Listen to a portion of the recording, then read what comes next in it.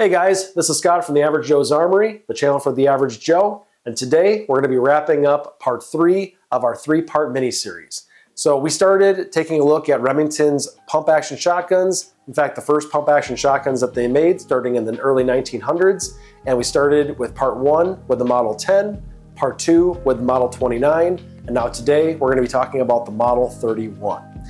So let's jump right on in.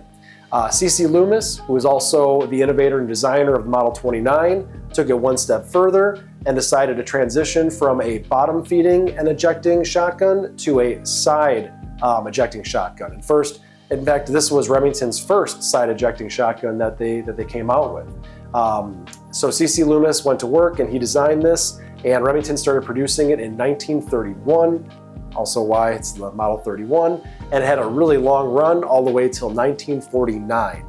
In that time frame, they made about 196,000 of these. Now, again, the big change is that this was the first side ejecting shotgun. They also had a different way to do the takedown of this gun as well. Otherwise, it did have a cross-bolt safety. Other things that were kind of changes on it is that they had 3 different phases of this gun, or I guess you could say like 3 different generations. So there were some other things that were changed on it, but overall function stayed the same.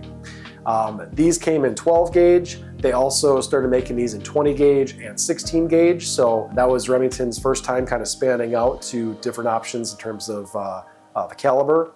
And then on top of that, they still had the different barrels of the 26, 28, 30, and 32 inch barrels, as well as different grades. So different wood, different checkering, different types of ribs and things like that on the barrels. And overall, these weighed about 8 pounds, depending on what configuration you ended up getting.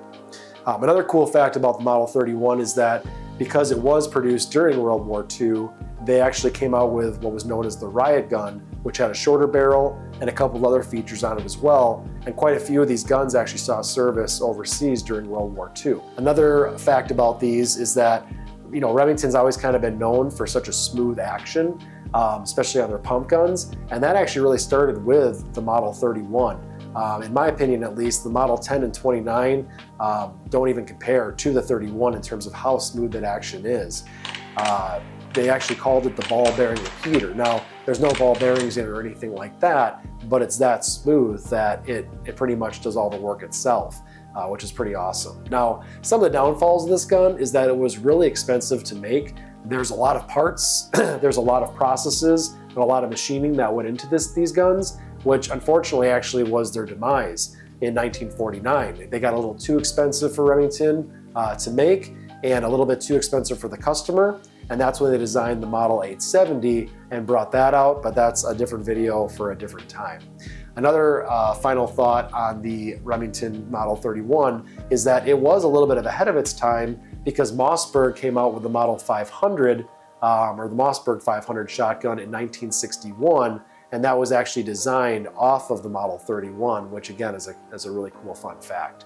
Now, I've actually had the opportunity to shoot this one at the trap field, 7.5 shot and 8 shot, and again, I absolutely love it. It's that side ejecting port shotgun. It's super smooth action. It's very, very smooth, and it's definitely out of these 3 the one that I would choose. But that's my question to you guys. Now you've gone through the 3-part series. We saw the Model 10, the Model 29, and now the Model 31. If you have these at home, or even based on the research that you've done, which one would you pick and why? Please share with us in the comments which one you take and why you take it. I'd love to read about it. As always, we're really lucky to get our hands on these and do these types of videos. I really like doing the research. We really like filming this and sharing it with all of you guys. So if you like this kind of content, we definitely appreciate the support so we can keep on doing videos like this. So please take that time to like, subscribe, and ring that bell so you can get notifications of all of our future content. With that said, this is Scott signing off with the Average Joe's Armory, channel for the Average Joe. And, thanks for watching, guys.